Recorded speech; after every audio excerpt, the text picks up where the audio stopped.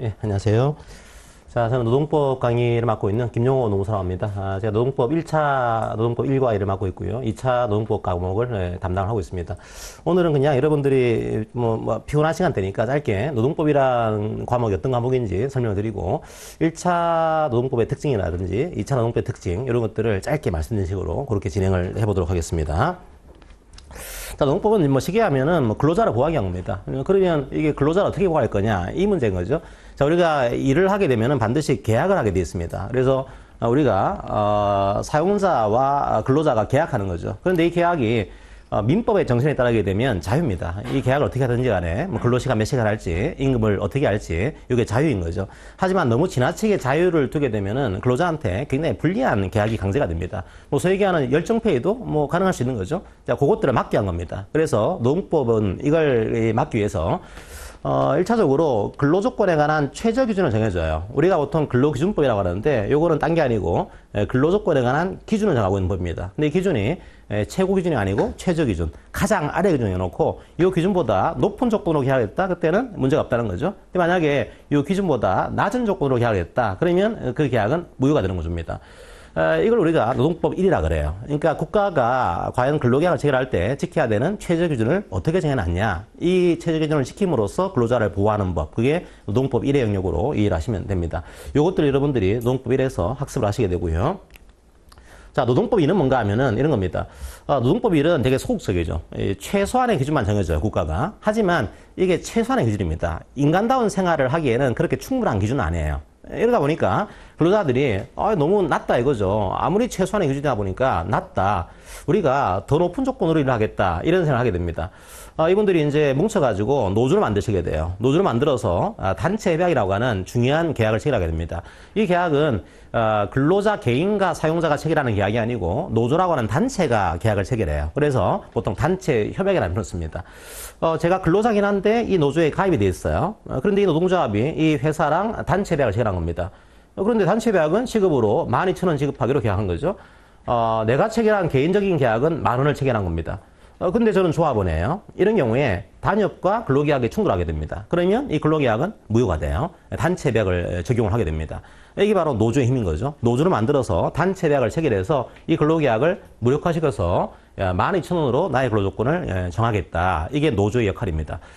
그런데 사용자 입장에서는 이런 식의 노조의 역할이 조금 불만이 있겠죠. 이걸 들어주지 않을 수도 있습니다. 아니, 우리가 왜 이걸 들어줘야 돼? 이걸 거부할 수도 있는 거죠. 그때 노조에게 또 하나의 힘을 부여합니다. 그 또 하나의 힘이 파업권이에요. 그러니까 노동조합이 단결해서 교섭을 해서 파업할 수 있는 권리, 이걸 인정해서 스스로의 힘으로 근로조건을 올릴 수 있도록 도와주겠습니다. 이게 노동법 2의 영역입니다. 그러니까 1의 영역은 되게 소극적이죠. 이게 최소한의 조건을 정해줘가지고 요거는 지키세요. 요 기준이고요. 2의 영역은 그게 아니고 노조를 만들어서 훨씬 더 좋은 조건으로 노동조합의 단체 협약과 단체 행동으로 한번 만들어 보세요. 이걸 인정하고 보호해주는 법. 그게 노동법 2의 영역으로 여러분들이 이해하시면 됩니다. 그래서 여러분들이 노동법 1과 2가 그런 식으로 구분이 되고요. 시험 범위는, 그러니까 1의 영역은 최소한의 근로조건인 거죠. 그게 11개의 법이 있습니다. 근로기준법이 있고요. 그 밑에 수많은 이제 법령들이 나와요. 기간제를 위한 특별한 보호법, 파견자 근로자를 위한 특별한 보호법, 혹은 퇴직금에 대한 특별한 법, 이런 것들을 쭉 나열하게 됩니다. 이게 11개 법인데, 이게 문제는 뭔가 하면은, 지금까지 25문제 나왔거든요. 그래서 근로기준법에서 과거에 15문제, 나머지 법에서 한 법당 한 문제에서 10문제씩 나왔습니다. 그런데 올해 약간 변화가 생겼어요, 이게요. 올해가 25문제인데, 올해가 근로기준법이 13문제가 나왔고요. 나머지 법에서 12문제가 나왔습니다. 그러니까 실제로 근로기준법과 다른 법률의 시험 배점이요, 분량이요, 차이가 안 나는 거예요. 50대 50으로 하는 겁니다, 이게. 그러다 보니까 되게 공부하는 분들이 근로기준법은 상세히 보시는데, 나머지 법들은 대충 공부하시거든요, 그냥. 막판에 특강식으로. 그래서 올해 많이 떨어졌어요, 이게요.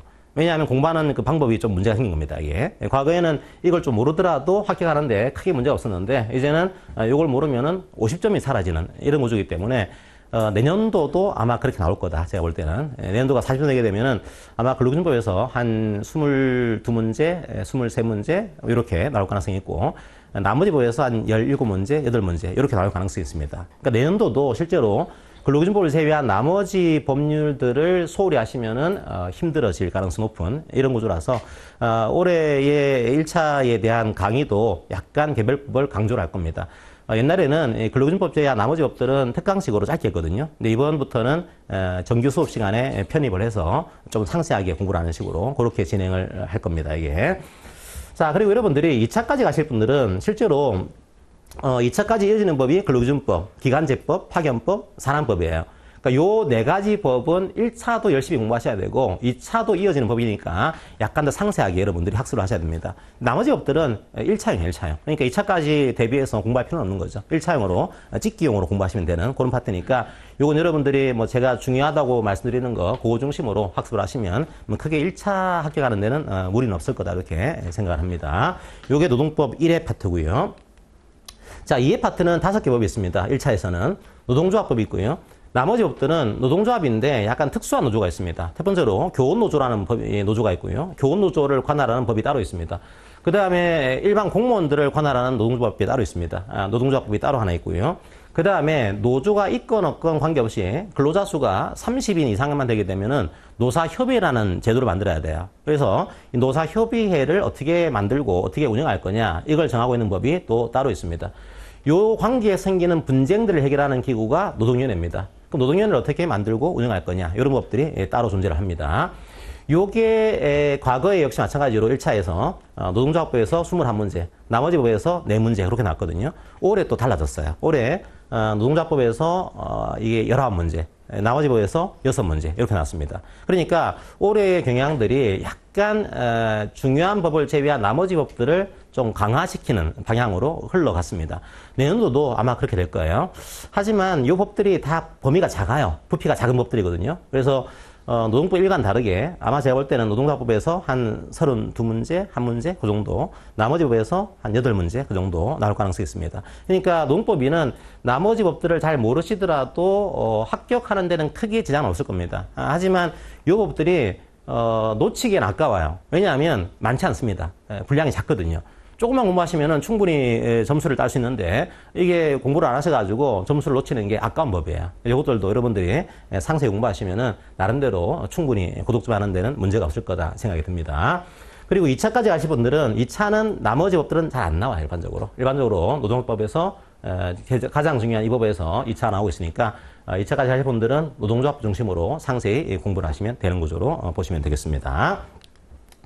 자, 출제 경향은 뭐 생략을 하도록 하겠습니다. 다양하게 나옵니다. 골고루. 그러니까 특정 분야만 집중한 게 아니고 골고루 나오고 있으니까 다 전체적으로 공부를 하셔야 된다. 이렇게 하시고요. 노동조합도 마찬가지로 골고루 나오고 있습니다. 단결, 단체교섭, 단체협약, 파업, 그 다음에 조정까지 해서 아주 골고루 문제가 나오고 있으니까 하나를 놓쳐버리면은 여러 가지 좀 부담이 되는 그런 공부 방식이에요. 골고루 공부하는 것이 필요하다. 이해하시고요. 자, 2차를 말씀드리면은 1차와 2차의 가장 중요한 차이점은 1차는 얇고 넓게 보는 겁니다. 찍기용이니까 이게. 근데 2차 같은 경우에는 그렇게 하시면 안 되고 쟁점을 발견하셔야 돼요. 그래서 좁고 깊게 공부하는 식으로. 그러니까 2차를 만약에 1차처럼 넓게 공부하시게 되면은 공부를 못 해요. 너무 많아가지고. 그러니까 여러분들이 2차 보실 때는 제가 뭐가 중요한 쟁점이다 말씀드리면 그 쟁점 중심으로 파고드셔야지 너무 이제 사소한 것까지 파고들게 되면은 시간적 여유가 없습니다. 특히나 직장인들은 이렇게 공부를 못 해요. 못 하시니까 중요한 쟁점 위주로 공부하시면 아직까지 그런 쟁점에서 벗어난 문제는 거의 안 나왔습니다. 현재. 그래서 쟁점 중심으로 나온다 생각하시고 현재 판례는 한 3가지 판례가 골고루 나오고 있습니다. 우리가 보통 판례 중에서요, 아주 중요한, 아주 클래식한 판례들이 있거든요. 이것들은 항상 한 문제가 나와요. 그러니까 이것들은 최신 판례는 아니지만 노동법을 공부하는 분이라고 한다면 누구나 알고 있어야 되는 그런 판례들, 그게 한 번씩 나오고 있고요. 그 다음에 항상 나오는 게 또 최신 판례입니다. 이게 노동법이 올해의 뭐 새로운 판례인데 너무 중요하다. 이런 것들은 빠지지 않고 문제가 나옵니다. 그래서 여러분들이 기존에 공부해왔던 방식대로 공부를 하셔야 되고, 두 번째로 최신 판례들도 놓치지 말아야 돼요. 반드시 공부를 하셔야 돼요. 우리가 상당히 어려운 것 중에 하나는 마지막입니다, 실제로. 이게 클래식한 판례라든지 이게 뭐 브랜드 뉴 판례 이런 것들은 보통 공부를 하시거든요. 근데 엉뚱하게요, 한 문제 정도가 우리가 잘 안 봤던 데서 문제가 나올 때가 있습니다. 제가 이거는 뭐 심화 판례라고 표현해놨는데 약간 구석에 있는 판례들, 요것들을 낼 때가 있어요. 대표적으로 2년 전에는 이게 회식 판례가 나왔거든요. 회식 판례. 회식에 대한 산재 판례입니다. 이게 판례가 있긴 있어요. 근데 공부를 상세히 안 하는 건 판례입니다. 이제 이런 것들도 나올 때가 있다 보니까 어느 정도는 공부를 하셔야 되는. 그러니까 여러분들이 2차 공부하실 때는 전통 판례하고 최신 판례를 중심으로 공부하시되 심화 판례도 기본적인 키워드는 가지고 가셔야 돼요. 만약에 이게 백지로 가게 되면은 아무것도 못 적습니다. 그러니까 여러분들이 너무 버리지 마시고요. 어느 것들은 그냥 상세히 보지 못하지만 키워드는 기억한다. 이런 마인드로 들어가셔야지만 불이탈을 최소화할 수가 있습니다. 이게. 그래서 다 공부하신다 하지만 중요한 것들은 상세히, 약간 중요하지 않은 것들은 나중에 문제가 안 되도록 좀 키워드 중심으로 보고 간다. 이렇게 이해를 하시면 되겠습니다. 예, 20초 남았네요, 이제. 자, 그래서 여러분들이 1차와 2차는 뭐 그렇게 이해하시고요. 1차는 그냥 여러분들이 이해 중심으로 일단 공부하십시오. 만약 1차부터 이해를 안 하시게 되면 2차 가면 더 어려워집니다. 그래서 여러분들이 1차부터 이해 중심으로 공부하시고 2차에서는 판례 중심으로 공부하시고요. 그리고 판례를 나중에는 외우셔야 돼요, 이게요. 그러니까 이런가 하면 이게 법학은 외우는 과목은 아닙니다, 이게. 이해를 하셔야 되거든요. 근데 수험 법학은요, 아쉽게도 외우셔야 돼요, 조금은. 왜냐하면 그 시험장에 가게 되면 법전은 주어지는데 판례가 안 주어집니다. 근데 문제는 판례 문제거든요. 판례를 여러분들이 답안지에 써야 돼요. 이걸 안 외우시게 되면 쓸 수가 없는 거죠. 그래서 아쉽지만 이게 학문적인 법학이 아닌 거니까 이해를 하시고 그 다음에 암기하는 식으로. 2차는 주로 판례 중심으로. 1차 같은 경우는 법률, 시행령. 올해의 특징이 법률만 나온 게 아니고 시행령도 꽤 많이 나왔습니다. 그래서 이게 약간 법조문이 세부화되는 경향이 있는 거니까 조금 앞으로는 공부할 분량들이 좀 1차가 늘어났다 생각하시고요. 그걸 제가 그때그때 강의 중에 말씀을 드리도록 하겠습니다.